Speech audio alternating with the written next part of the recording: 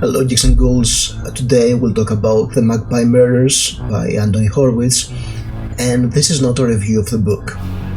You see, sometimes when I read a book, I find something in that book interesting, and I want to talk about it.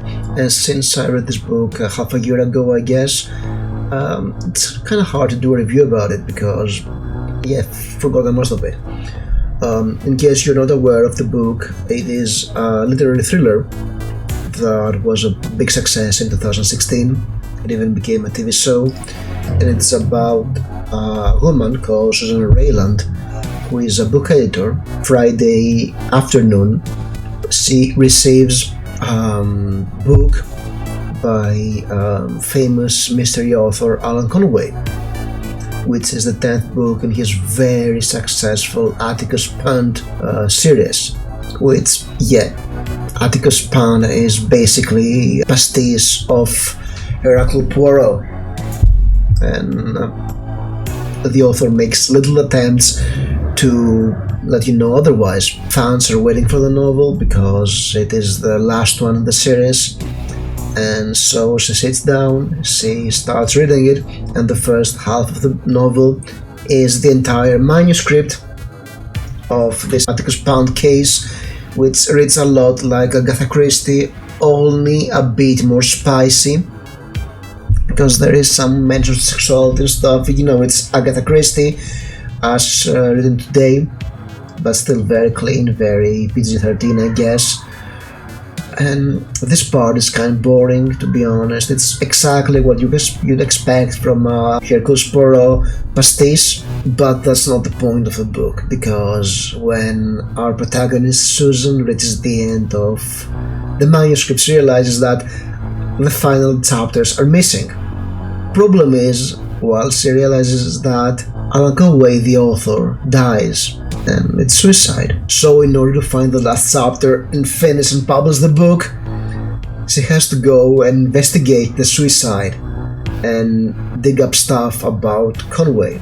And we start to learn his backstory, that he was a hopeful literary fiction author who failed to publish literary books, and his wife said, "Why don't you try writing one of those mysteries?" And that's how Atticus Pond comes and becomes a huge success that offers him riches, allows him to come out as homosexual and divorce his wife.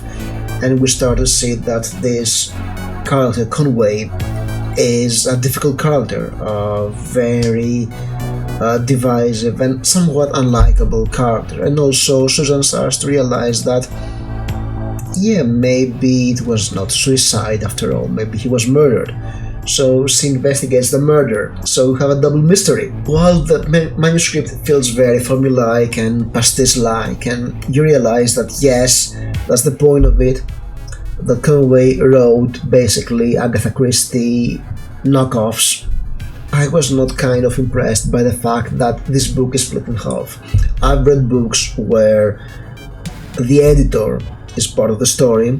A great example is House of Leaves, when the editor, or the guy reading the book, the manuscript basically, Johnny Truant, is leaving side notes and footnotes about reading the book, the manuscript by Jobrano, or The Athenian Murders, which is by Cuban-Spanish author Jose Carlos Somoza. That is basically Hercule Poirot in ancient Athens, and the footnotes contain some a side story about the editor, the translator of this book on an unspecified later era. And I like the style. I was expecting something like that, the editor reading the novel along with the main plot line coming along, but no, it's just two halves of the same book. But yes, the concept is basically very interesting, and that made me want to read the book. But what really stood out to me was Conway and his hatred for the successful novels he made. And this is where the title comes from, how bad books are written. Because all Conway wanted to do was write literary fiction, but his literary fiction sucked. So he wrote commercially successful books, hoping that one day his masterpieces that were awful, by the way, that our main character reads and realizes that they suck, are published. Yeah, that's where a lot of bad books come from. They come from ego, from authors wanting to do something more, wanting to do important work, to write fiction that will stand the test of time. It's profound. And many times it doesn't pan out how they want. Maybe some authors are not as brilliant as they believe. Maybe some authors their sensibility of what is brilliant does not match with what a lot of people think. Sometimes they take risks that don't work, or only few people will appreciate. Not everybody can be a genius, but some people believe they are geniuses and they can make fools of themselves. Or maybe they're good. Maybe all they need is to dumb down their work and be successful, like Conway does, but he hates it. He hates being successful as a mystery author. He wants to be an important literary author. It has to do a lot with the plot of the book, but I won't spoil it for you. But it really stood out to me that, I'm working in publishing and I know a lot of authors, and oftentimes authors are like, I want to do something more. And then I see there's some more, and my inner marketing guy screams, I cannot sell the shit.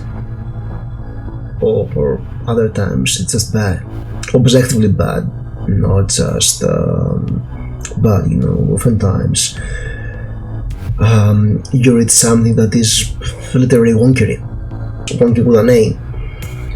It's like masturbation over a keyboard to imitate the greats, I guess, and it's missing the point. Maybe it's not even a lack of talent. Maybe it's too much ego, and this is where bad books come from ego, from people who want to do something more. Every time I hear the phrase, I want to do something more, I think of this clip. I not feel that the story with the birth voice was a little too routine of the book, very much what the audience is expecting. It's not really very challenging for them to watch. This clip is a very young Doctor Who fan called Chris Simnel, who is the current showrunner of Doctor Who, and whose work in the series has ruined the series for everybody, because his I want to do more does not match what the show is about. His script writing skills are not suited to the series, and I would argue they're not great. He had some successes, especially Broadchurch, but I don't think that the success was because of how he wrote scripts. It was because of great actors and good direction. But I don't know, I like that show, but Doctor Who is just a train wreck because he's trying to do more, and it's not working because he doesn't have the chops to do that. And if we go to another Doctor Who fan who tried to do something more with it, the previous showrunner, Stephen Moffat, he tried to do something more too, and he's a great screenwriter, but after a while he went so far trying to show how clever and great he is that the show was very hard to follow, and people didn't like that, and people are looking forward to the return of the original reboot showrunner. I'm very bad at names, but he's Davis. His surname is Davis. That actually did a great show. It was fun and enjoyable and had a formula that clearly respected, and it was entertaining for everybody. Sometimes you have to keep it simple, stupid, in order to succeed, and people like Conway are not doing that. People like Conway are too obsessed with being perceived as what they're not, or maybe they're not sure to be, and they kick away their opportunity they end up hating what they love.